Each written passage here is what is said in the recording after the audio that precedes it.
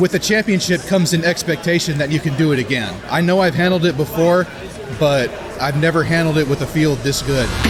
This is Patrick, aka Packie619. He's won the Dr. Mario Championship, the biggest Dr. Mario tournament in the world, a total of 3 times, in 2017, 2018, and 2021. And your 2021 World Champion, Packie! He's come back to Columbus, Ohio in 2022 to try and defend his title, but the tournament has continued to grow and the competition is tougher than ever. Where did you come from for this tournament? San Jose, California. Oh my gosh. I'm here from the DC area. I flew into the airport yesterday and really enjoying myself today. It's been an amazing experience. I flew here from Ontario, Canada for this. First time in the States, first in-person event. I came from a place called Ramat Tapuach in Israel. It's far away on a rocky, craggy hill somewhere. So did you come to the United States just for this tournament, or were you able to pair it up with another trip? Me and my cousin also had a baby, but I came here for the Dr. Mario, and she just timed it right. Everyone is competing on the original Dr. Mario game released for the NES in 1990, where the goal is to clear all the viruses off the board by arranging falling pills into lines of 4 of the same color to make them disappear. And a lot of the competitors have been playing for a very long time. So when did you start playing Dr. Mario? Pretty much when the game came out. My mom actually played Dr. Mario when she was pregnant with me, so she had the old Nintendo in the basement, and I didn't want to do my homework, and so I played Dr. Mario instead. We've had a Nintendo in the household since I was like 3. I got really good in high school. A couple friends would play almost every night after school. By comparison, Packie had started taking Dr. Mario seriously a bit more recently. So I did play it as a kid, but I eventually stopped playing. Back then I didn't know just how much you could do with Dr. Mario. But then the 2015 Nintendo World Championships came around. The qualifier for this one was Mario 1, Mario 3, and then Dr. Mario. So then I really started getting into it. It's really fun to put together those gigantic combos and just drop them everywhere. Packie is referring to the key strategy of Dr. Mario Versus matches that add an extra twist beyond the single-player version. In a head-to-head match, if you manage to clear 2 groups of 4 colors in a single move, known as a combo, it will trigger pieces of garbage to fall in random columns on the other player's board and also stall them from playing until the garbage is finished landing. And a big part of the Dr. Mario Championship's growth over the recent years has been just finding all these people who'd been playing mostly by themselves or locally for decades and gathering them into one giant online community. How did you find like the modern Dr. Mario competitive community? So this is my first tournament ever. I had a student I found in the Shuk in Jerusalem. Shout out if you're seeing this, Dan, what's up? And basically he found it on the internet. He's like, yo, you gotta play this. Because he wouldn't play me, because he'd get beat every time.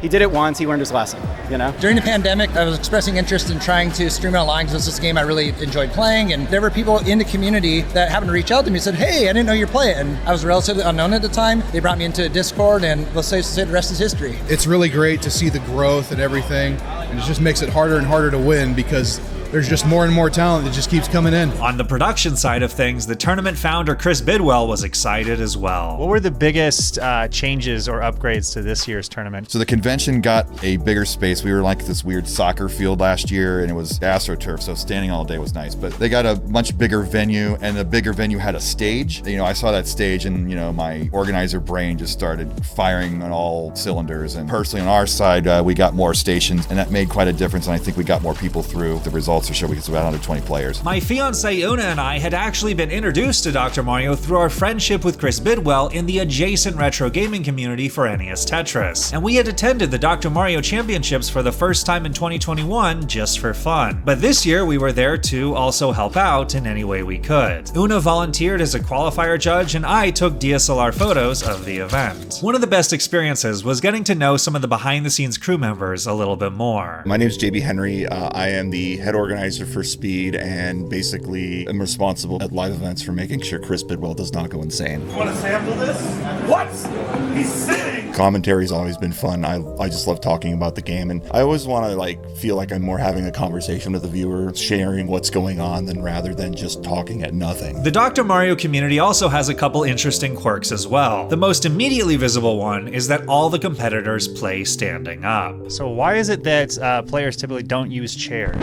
Oh, shh. I used to run tournaments locally at some of these shows, and we would be on the floor, and you can't put chairs in the middle of the sales floor of those types of areas. It's a fire hazard to put chairs in the middle of it. We kind of just kept it that way, and then we went to Replay Effects, we were kind of the same situation. We were shoved off into a corner, and then like the internet, when they saw these videos, were like, why are they standing? So I doubled down rather than just acquiesce. I wasn't going to put chairs to give everybody a chair, but if anybody asked for one, I'd give them one. But it was just like, just stand, it looks cool. Like, think of a musician. Like, if you're going to a rock show, do you want to see like a guitar player doing a solo sitting down? So I noticed you're, I think, maybe the only player that doesn't stand up. You're on a chair. Did you have to get special permission to do that? I did not ask. I just grabbed a chair and sat down. I'm a tapper, a table tapper, and I think I'm the only tapper at this tournament. It just kind of requires me to have something to put the controller on. This was fascinating to me, as Barrett was also a fellow player in the NES Tetris scene I was a part of, where there was a huge scoring divide between those who avoided button mashing techniques with the DAS playstyle and most of the younger players who hyper-tapped or even used a newer technique called rolling. In the Tetris dynamic, there's been all these shifting playstyles. Is there an equivalent thing like DAS versus tap in Dr. Mario?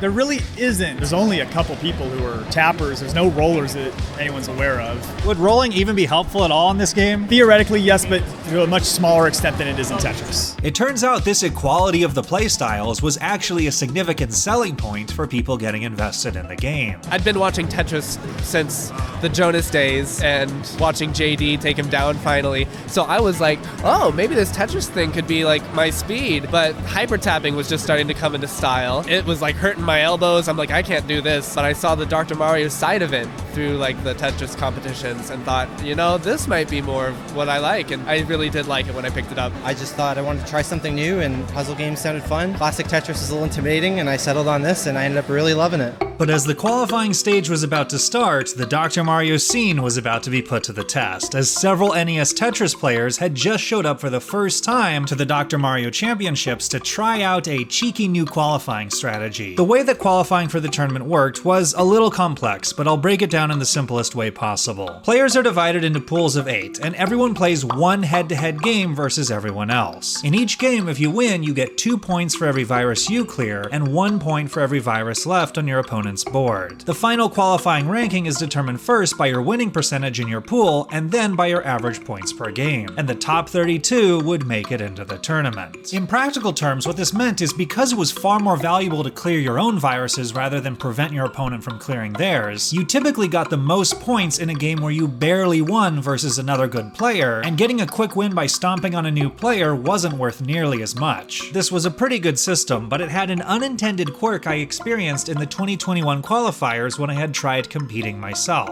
Don't top out, don't top out. My opponent Dave Smith was rooting for me to not top out because then he would have more time to clear viruses and accumulate points. And then later the idea popped into my mind of how to potentially cheese the qualifying system. Get into a pool with a couple friends and have them constantly tread water and play non-aggressive versus you while you rack up a bunch of points and then win. And that's exactly what Blank, one of the Tetris players who also had some prior Dr. Mario experience, was attempting to do, pairing up with Hydrant Dude, a Tetris player who was brand new to Dr. Mario. But unfortunately, this cheese strategy also requires everyone involved to be somewhat skilled at Dr. Mario, because Blank, by instinct, couldn't help but send over occasional combos, and Hydrant Dude was unable to clear the accumulating garbage. Blank won, and it was 38 to 45 viruses. So Blank had 38, Hydrant had 45. The other opponents in Blank's pool turned out to be really tough, and despite playing well, Blank ultimately got too many losses to be in contention for the brackets. The qualifying system was pretty complex to count, which resulted in Chris Bidwell and Sarah Sparkle hunched over qual sheets and spreadsheets for quite a long time tallying up everything, but eventually the results were in. If there was any sure sign of how much the field had improved, Packie, who had comfortably nabbed the top qualifying spot in 2021 the previous year, was this year down at the 7th seed. And Influx, one of the newer players who'd made the semis in 2021, was this year the new number 1. I got 1 seed, which I don't put too much stock in. There are lots of players here that I do not want to run into as early as like round 2. Who do I expect to win? Packie. I think Packie's gonna take it again. Leviticus from Canada was the unlucky person who would have to face Packie first round at the 26th seed. Right below him, Barrett had played in a rough pool and was a bit lower than expected at 27th seed. My groups were, not easy, so I did okay, but I'm going to be a low seed. Whoever gets me in the first round is not going to be happy that they got me in the first round. Barrett's opponent would in fact beat Dimwit, coming in at the 6th seed. One player's name I had constantly heard as potentially the biggest challenger to Packie this year was Swang at the 8th seed, who had won a regional tournament in Phoenix earlier that year. I think Swang, this is his first time, and he's super strong. I know he's really good. He's an excellent speedrunner. There he is right there. There's the guy right there. Have you ever gotten to play Swang? Well, we played at the regional tournament 2 or 3 months ago in Phoenix, and boy, he's very good. So the Phoenix regional qualifiers are first live tournament. Prior to that, I didn't know that any of the live things actually existed. I took it surprisingly. There were a lot of Titans out, let's just say. I was very thankful to play my game and very happy to have been there. I did my best. Rounding out the other players I had interviewed, Rodzilla would be in the bracket at 13th seed, the lead organizer Chris Bidwell would be in at the 15th seed, and finally the Israeli competitor Nudnik was down at the 28th seed, having gone 5-2 in his qualifier. How did your qualifying pools go today? Oof. I made one bad flip and then lost by 1-1, and I think I just made it. Today was the first time I lost a competitive game of Dr. Mario since the 1990s. So you're like the best in Israel. Guaranteed I'm the best. I'm the number one, like east of the Greenwich line, the Greenwich Meridian. Maybe 1 or 2 players in China, I can imagine. Maybe in Korea, I don't know, they got some good gamers there. Honestly, this is going to be a whole lot of fun and I can't wait to get started. Chris Bidwell gathered all 32 players on stage to get a commemorative patch for the event. With that, folks, we're going to get started here on our bracket matches really quick. Take a look at this bracket. We've got some great matches coming your way here. 3, 2, 1.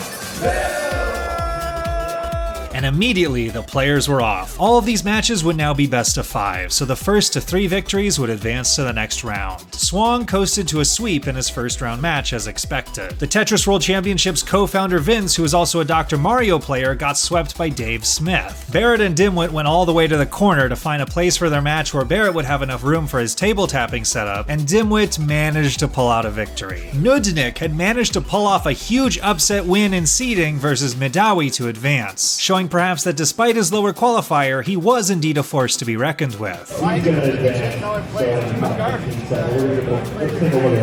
there's like pizza and beer and Dr. Mario having it later, so you will get your revenge. Maybe I'm warmed up now. You gotta fight how you train, right? So maybe I should be drinking. And shockingly, Packie was actually struggling in his first round match versus Leviticus. In the first game, Leviticus threw down some quick combos, leaving Packie stuck in a bunch of pill garbage at the top and unable to work on clearing the viruses. And Dr. Mario does have a bit of a built-in time limit. The longer the game goes, the faster the pills drop. Eventually, the speed got too fast and Packie misflipped. Packie tops out an eventuality there as it is 1-0 in favor of Leviticus, the 26th seed. Packie managed to even up the set with a dominant second game, clearing out all his viruses before Leviticus had even gotten halfway through his. But the third game got off to a disastrous start for Packie as Leviticus dropped a terrible piece of garbage on a combo Packie was setting up on the left. And then shortly afterwards, Packie misdropped on the right, boxing him completely into only playing in the very center of the board. He survived as long as he could, but with a razor-thin margin for error, eventually another misflip did him in. Packie gonna top out, and he is facing a round 1 elimination early on. Packie's luck only got worse in Game 4. Leviticus's combos improbably kept dropping garbage in the same column in the center of the stack until it was all the way at the top. If Leviticus sent one more combo over and the garbage landed there again, Packie would be eliminated from the tournament. Packie had to move lightning quick to make sure no pills snagged on the stack, and another combo Leviticus sent over just missed landing on the column of death. Eventually, Packie managed to get a half blue pill and pull off a miraculous escape. Phenomenal recovery by Packie. I'm at a loss of words. We don't see recoveries like that too often. But the game was far from over. It was now a race to see who could finish their board first. Leviticus stayed within pace of Packie until nearly the very end, where Packie pulled away in the game to tie the setup 2-2. We're going to a decider! In Game 5, the tables finally turned in Packie's favor. Leviticus had a crucial misdrop near the top, and a perfectly timed moment of garbage from Packie meant that Leviticus had no easy way of cleaning it up. That could be it, and it is! Packie manages to take Game 5. But what a match. Let's give it up for both of these players, everybody. Wow. And with that, that closes out our top 32. If Leviticus could have pulled out the win against Packie, that would have been epic. That was an exciting one to watch. It was really a horse race. Either player could have won that, and Leviticus could have blown the bracket wide open. I mean, with the tower, I don't know how One final first-round match of note where another upset actually did happen was the lower-seeded Betty B versus the top-seed Savage Octagon, one of the best speedrunners in the scene. One more yellow will do it. And there it goes, and she wins it. Savage is almost happier than Betty is. And we have a huge upset. Betty B just eliminates Savage Octagon. Betty B definitely looked like a player to watch heading into the next round, but she got the most difficult draw possible with having to face Packie. Packie would end up sweeping the set to advance to the next round. Elsewhere in the top 16, the tournament organizer Bidwell was facing off as an underdog in a match against former finalist Ibar. Hey, that's my move. I'm gonna sue. After losing a game, he searched for a way to regain his composure. Hold on, where's the throat? Damn it. Ready? What did I do, Bidwell? Eventually, Ibar would take the set. Swang faced a difficult top 16 matchup in DM Hero, who had actually beaten Packie in the finals of the 2019 Dr. Mario Portland side event. Swang fought his way to being up 2-1, and then managed to jump on aggression early in Game 5 to KO DM Hero with a perfectly located piece of garbage. And finally, Nudnik had fought all the way to a deciding game with Dave Smith. He started off well, setting up a large horizontal combo known in the Dr. Mario community as a fat log, but eventually just got stuck digging up at the top, and slowly the speed and the heights became too much to handle. And the early top on Nudnik's side there. You saw him throw his hands up there like, what can you do? Dave Smith says, just too good. Now it was time for the top 8, and it was all heavy hitters at this point. They all took the stage to receive a tiny prize Dr. Mario record with the official soundtrack for the tournament on it. Chris Bidwell letting me know that we have Huff from the Tetris community here in attendance, so shout out to our friends in the Tetris community. We love you guys dearly. 3, 2, 1, yeah. Influx had his toughest test yet with Swang, but showed why he was the #1 seed. After Swang took a close Game 1, Influx carried a narrow virus lead into the endgame of Game number 2 and got down to his final virus, but it was trapped behind a massive wall of garbage. Instead of getting to it vertically, he was going to have to try horizontally. He skillfully set up several combos and burns to move the stack down, and then Swang inadvertently sent a piece of helpful garbage to complete the clear. Wow! Swung handing the win to Influx. Nice. And I knew it all along, folks. Wink, wink. But then it was Swang's turn to shine. He narrowly took Game 3, and in a deciding Game 4, he built up a massive virus lead, and Influx got stuck waiting for a red pill half that never came. Influx waiting for a red. The red's not coming, and he tops out. And that means Swang is going to the semifinals. And because it was so good last year, we're going to do it again. Ibar and Packie coming up here on DRMC. In a sign of how stiff the competition had become, the 2021 finals matchup was now the 2022 top 8. Right away, Ibar came in strong with a dominant endgame in Game number 1, raining down combos that caused a garbage pile in the center of Packie's board to rise to the sky and force a top out. Ibar threatening a top out, and it is going to happen. Wow! But Packie fought back, putting Ibar in a nearly unsurvivable garbage hole at the beginning of Game 2. Ibar managed to last quite a long time, but eventually misflipped a clear at the top to seal the bottle entrance. And Packie answering immediately. Whoa, that was scary. We are tied at 1 apiece. With the set all tied up, Game 3 was a complete nail-biter, with both players down to just 2 viruses left. These two are now 2-2 and toe-to-toe, as it is just 1 red, and it looks like Packie making the decision here. He just needs 1 red. What's he gonna do? He's gonna get it. What an amazing comeback by Packie. He was down by about 12 viruses at one point, Savage. In Game 4, Ibar had a crucial misflip on a high clear to end the game and the set. Ibar is gonna get topped out. Packie is going to the semifinals. What a match, folks. As Packie walked off stage, he breathed a sigh of relief. Rodzilla and Dimwit would also advance to create a stacked semifinals. Rodzilla got off to a great start with a Game 1 victory that went the distance. But in Game 2, like so many other games in the tournament, he got stuck treading water at the top of the screen and was eventually overwhelmed. With the set even up, Swang seized the momentum, pacing ahead of Rodzilla in Game 3, and a perfectly placed piece of garbage on top of the beginning of a high combo setup from Rodzilla eventually led to a top out. Game 4, Rodzilla got stuck with a garbage pile on the left that was never able to fully resolve, and then in a color-dependent board got an unhelpful blue-yellow pill that got misdropped, and Swong would complete his dominant run to the finals. Swong is going to be moving on. Packie versus Dimwit, on the other hand, was another story. In Game 1, a few ill-timed misplacements and garbage piles massively slowed Packie down. He was able to dig out, but not soon enough to prevent a comfortable board completion by Dimwit. In Game 2, Packie and Dimwit were neck and neck until Dimwit pulled off a devastating combo of 4 to send over 4 pieces of unhelpful garbage that wreaked havoc on Packie's board. Dimwit easily pulled away in the endgame, and once again, Packie found himself in a huge hole. Dimwit is now going to put Packie behind 2-0. Shucky darn, JB. Shucky darn indeed. In Game 3, Packie buckled down and played with determination, slowly overwhelming Dimwit with combos in the mid-game, and eventually coasting to the finish line to get on the board. And that is a clear for Packie. Packie's staying alive. And it was the same story in Game 4. With his back still against the wall, he played near flawlessly, keeping his board clean and staying ahead of pace of Dimwit with the combos, and completed his board to even up the set. And Packie forcing a decider. I would have put good money that this would happen. I don't think anyone would have bet against me that they would go to 5. 20 shekels on Dimwit. So, What's the exchange rate there? 3.55. Shekel darn.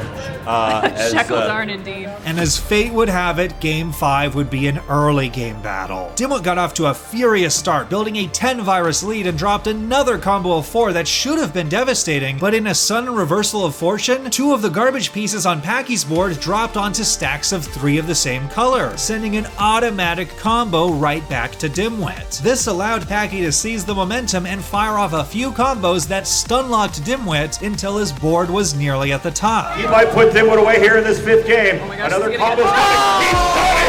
Oh my goodness! Packie with almost a near one-hit KO on Dimwit. Wow. What a finish! Yes! We've seen Packie come back down big twice this weekend. Oh my goodness, we're going to take a quick break here, and we're going to come back. Never give up! The following contest is a best of 5 for the Dr. Mario Championship. Introducing first, the defending DRNC champion, and his opponent, Swong! In 3, 2, 1, Swong was firing on all cylinders in Game 1, escaping a bad situation with a masterful crisscross combo to bury Packie up at the top. Packie topped out shortly afterwards, and Swong had drawn first blood. Swong is going to pick up a 1-0 advantage. But if we've learned anything so far in the Saturday Savage, that doesn't mean a thing. In Game 2, Packie grabbed a solid lead and had Swong fighting in the rafters, but Swong just refused to die. Swung up so high, managing to drop it down just a little bit and getting a combo. Nice. What a comeback by Swong. Oh my gosh. Oh! And then he had to do it again. Oh my And again. goodness. Eventually, Packie was just about done with his board, but Swong continued to keep pushing against hopeless odds. Swong just still somehow whittling it out here, but it might not be enough. Oh, he gets another clear, and a horizontal, and a vertical! Oh my goodness, Swong! Oh! But finally a top out. But oh my goodness, have you ever seen just reflexes like that up top, Savage? Oh my gosh. Maybe if he rolled. Maybe if he rolled, yes. As stated, Bidwell's got jokes. Packie built on his momentum in Game 3, fighting hard all the way to a massive win to go up 2-1 in the set. Now, Packie had Swong on the ropes, and in the middle of Game 4, he was on the verge of sealing it up. Swong was completely cut off on the right and on the verge of death again, but threw down a fat log to get it open and then miraculously pulled off an enormous cascading combo. And now he is going to drop down that set. Look at this combo! Oh my Swang!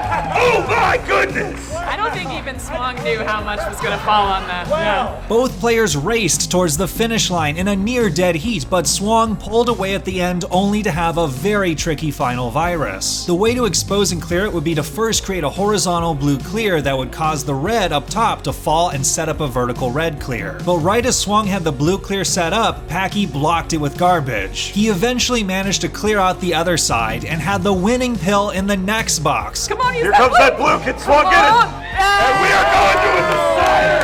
Oh my goodness! Woo! In the winner-takes-all Game 5, neither Packie nor Swang succumbed to an early top-out. They both drilled their boards down, trading combos back and forth, but as the speed increased, Packie slowly fell behind. Eventually, the increased speed caused a pivotal misdrop on the left, but Packie was never one to give up. Swang was nearing the end, but Packie still kept coming up with combos in an airtight space. Is Swang just going to try to go for it? Is Packie going to run out of room? A nice horizontal clear there. Is he going to get that vertical? He got the vertical! He got 2 verticals! Oh my goodness! It may not be enough though. Swang's just got to drop that. He needs one more blue. Just needs one more blue. Can he touch it? Your new champion! Swang! What a match! Congratulations! From the standing ovation these two are getting, I think we are ready for a new champ. Swang definitely was prepared to carry the torch as Dr. Mario champion. Y'all are the best. This community. It's an honor to be here. You know, you have Packie over here, honestly the pioneer of the versus scene. You have everybody here they have a place in my heart. And I wouldn't be here if it weren't for you guys. So much support and much love for all of y'all. So thank you. Even though Packie didn't bring home the title, he would still end up getting something at the end of the weekend. At the after party, which took place at a local restaurant, Pierogi Mountain, head organizer Chris Bidwell had a surprise announcement. This is our 5th anniversary, and JB had the idea that we start up a Hall of Fame. The Hall of Fame would feature plaques hung up at the local retro gaming store Bidwell worked at. The first 2 inductees would be Heather, aka Serious Producer, who had won the 2019 championship, and Packie, who had actually first became friends with Bidwell when they competed together in the 2015 Nintendo World Championships. This goes to Mr. Packie here. I don't know what to say because I could win all the trophies in the world, but it doesn't mean anything without you guys. And I feel overwhelmed right now because you guys are just so amazing and supportive. What all of you have done for me, like, I really am honored that you guys think so highly of me to do something like this. You represent us well. We wouldn't be here if you're an asshole. I better go. But especially this guy right here, who's really been the glue guy since the 2015 NWC, and it's just always awesome to be here, and I really can't wait to do it again. Packie wouldn't have to wait long. In 2023, several new regional Dr. Mario tournaments popped up all around the United States, and the official Discord server continued to flourish with monthly speedrunning tournaments and versus matches through the Virus Busters League. Everything's just gotten bigger and better. We have a silver bracket for newer players so we can accommodate more people in the speedrun tournaments. We have like weekly checkups, just like hanging out, playing games. Lots of active players, lots of people looking to include you. The availability of the Switch Online is a huge game changer because you used to have someone physically nearby you to practice against live, and now you can play against people all over the world anytime you want. And if you'd like to tune in to see who the next champion will be, well, the wait's basically over. The 2023 Dr. Mario Championships start tomorrow and are being broadcast live on the DRMC and DRMC2 Twitch pages. Una's been uploading podcast episodes all week on her channel Tetris Gal Talk, interviewing top women players and crew members about what to expect this year. We'll both be in attendance again, and you can check out the description to find links to the official Dr. Mario Discord server and more info about the event. Thanks so much to all the patrons from Patreon who continue to make these kinds of trips and videos possible on this channel. Thanks for watching, and see you in Columbus.